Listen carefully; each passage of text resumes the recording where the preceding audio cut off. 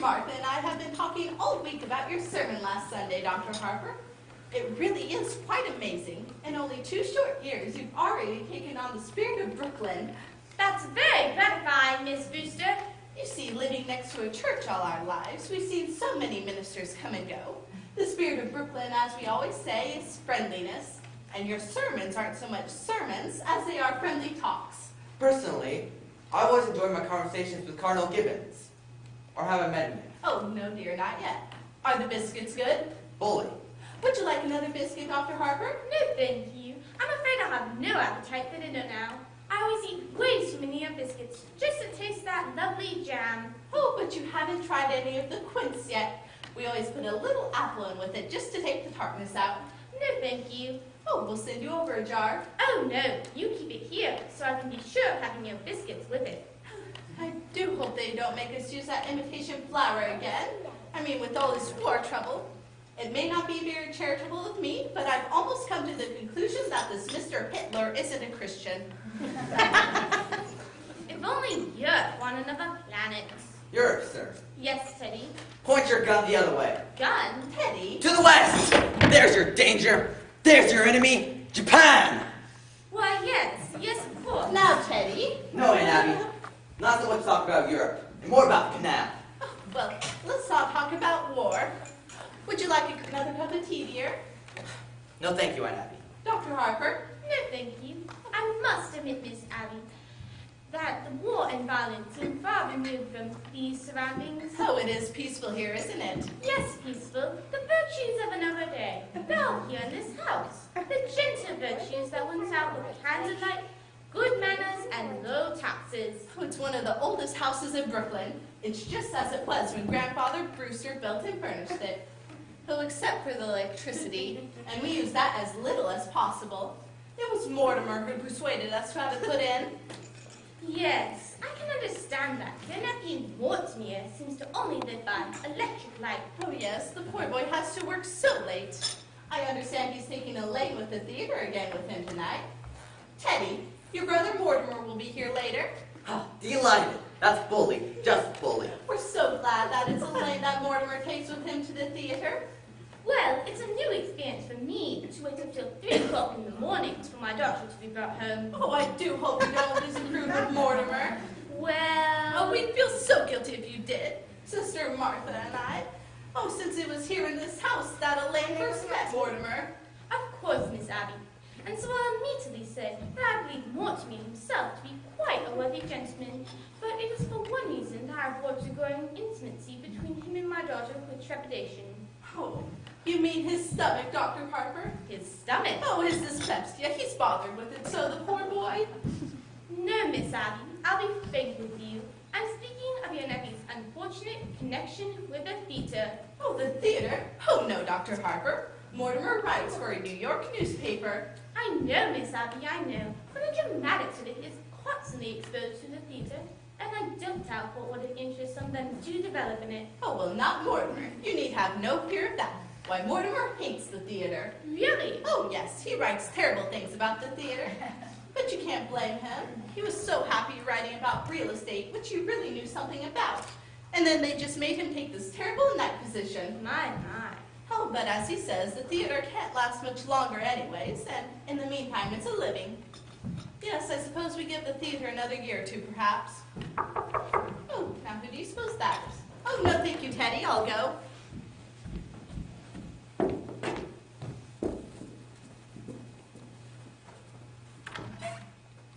Oh, how are you, Mr. Brophy? Hello, Miss Brewster. How are you doing, Mr. Clyde? Very well, Miss Brewster. Good evening, gentlemen. What news have you brought me? Colonel, we have nothing to report. Splendid. Thank you, gentlemen.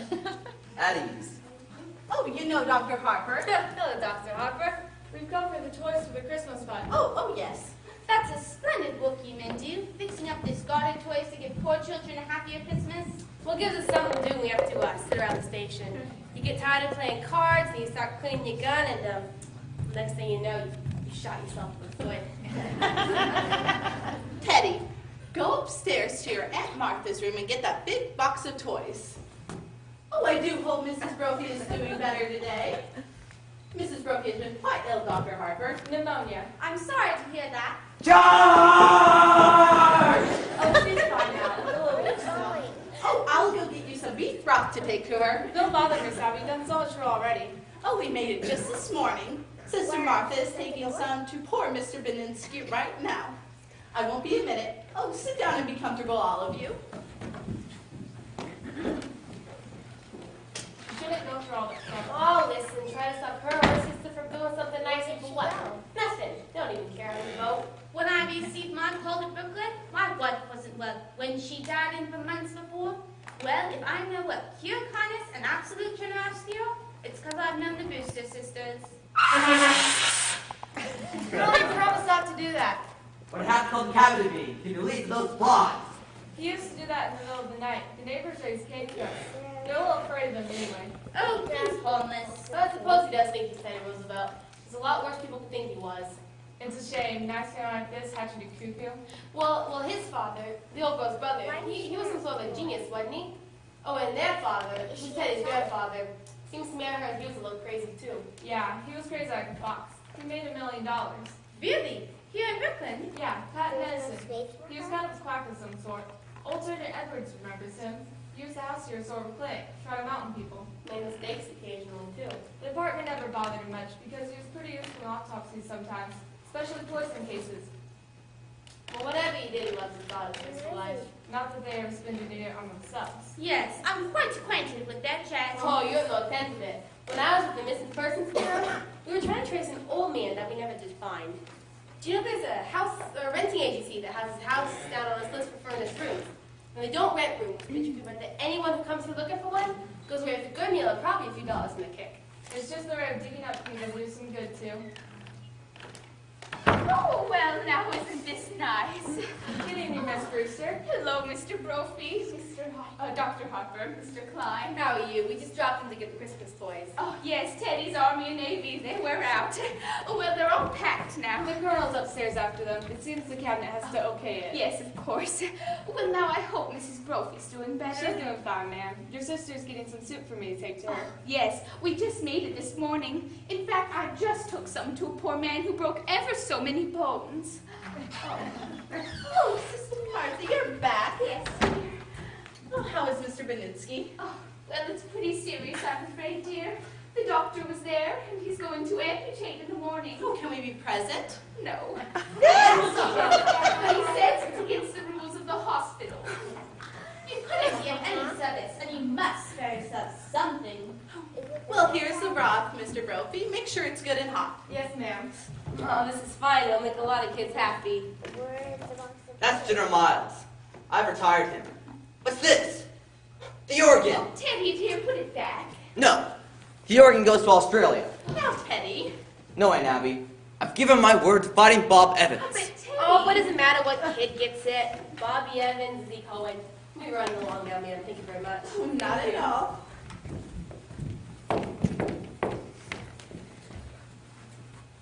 Oh, just let me get the door for you. Bye. Bye.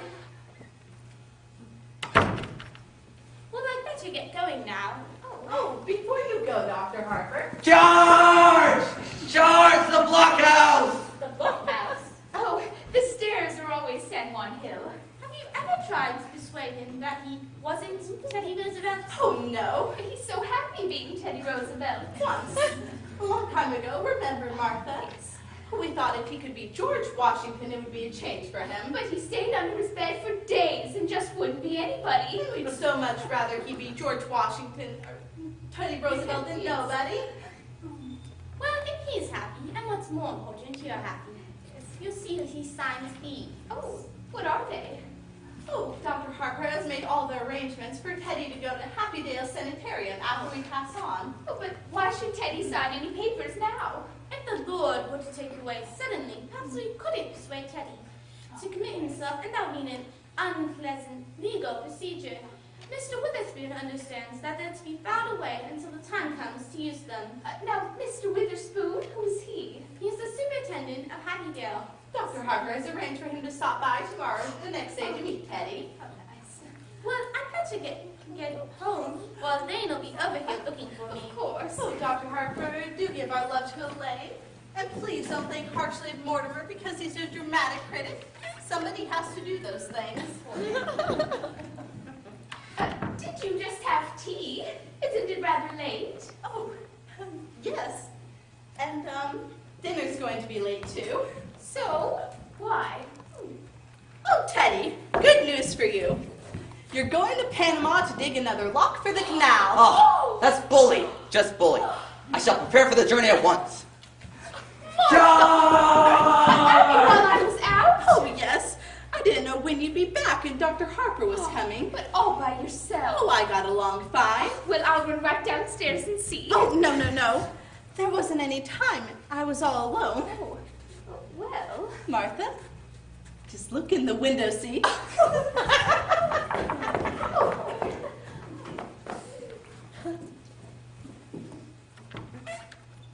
Oh, it's Elaine. Oh, come in here. Good afternoon, Miss Abby. Oh, good afternoon, Miss Martha.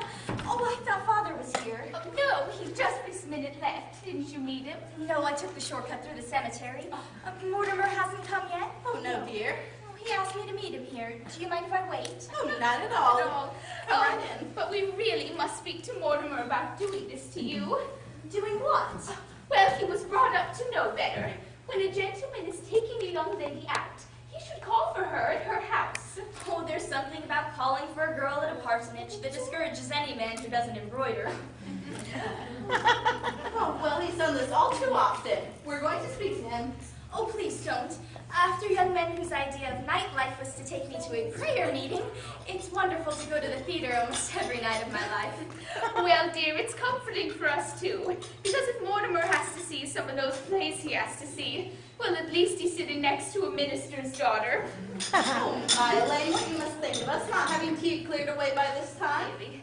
And now don't bother with anything in the kitchen, dear, until Mortimer comes, and then I'll help you. Dear. All right.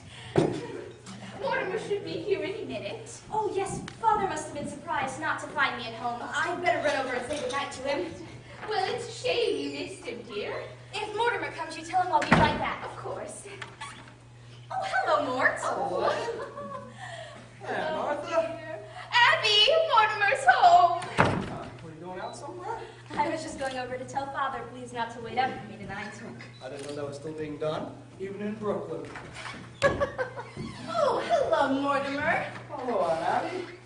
Oh, how are you, dear? Oh, I'm doing all right. You look nice. You haven't changed much since yesterday. Oh, my, it was yesterday, wasn't it? We're seeing a great deal of you lately. Well, do sit down. Abby, dear, haven't we something to do in the kitchen? Huh? You know, tea things. The tea things? Oh, yes, the tea things. Well, you two just make yourselves at home. Just Make yourself at home. Well, can't you take a hint? Well, no. No, that was pretty obvious. A lack of inventiveness, I should say. Yes, that's exactly what you'd say. Well, where do you want to go for dinner? I don't really care. I'm not very hungry. Well, you know, I just had breakfast. Suppose we wait until after the show, eh? That would make it pretty late, won't it? No, not with the little stinker we're seeing tonight. From what I've heard about it, we'll be at Blake's by 10. You ought to be fair to these plays. Are these plays fair to me? I've never seen you walk out on a musical. Yeah, that musical is an opening. No. No, you see, darling, you have to learn the rules. For the musical, there's always 4 postponements and 3 changes of title. Now, they liked it in New Haven, but it needs a lot of work.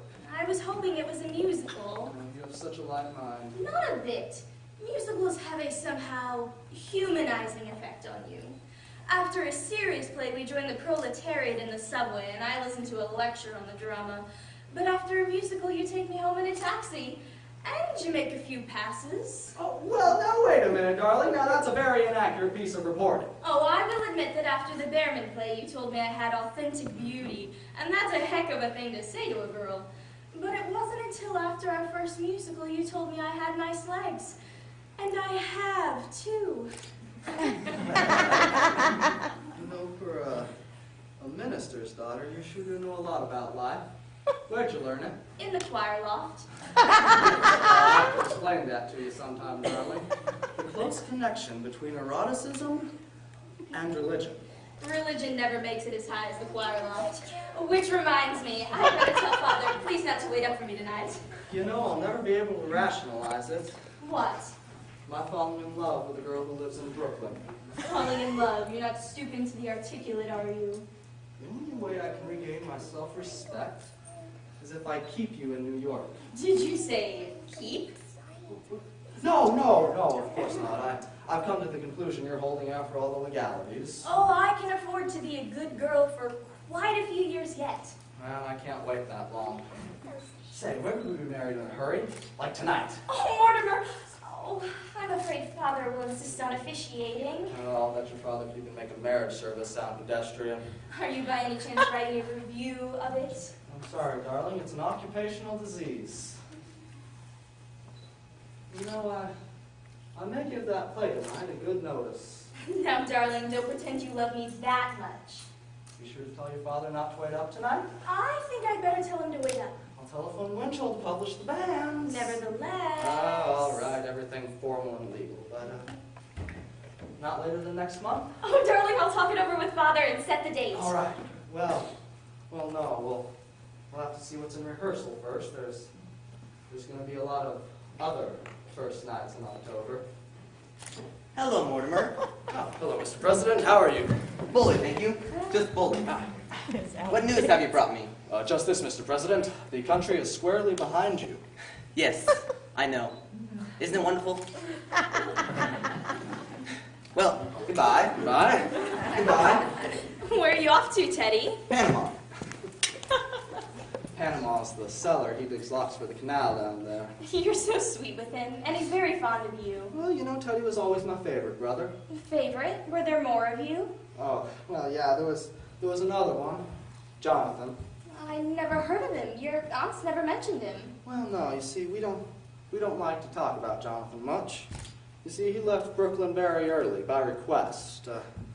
See, Jonathan was the type of boy who liked to cut worms in two with his teeth. Oh, what became of him? Oh, you know, I really don't know.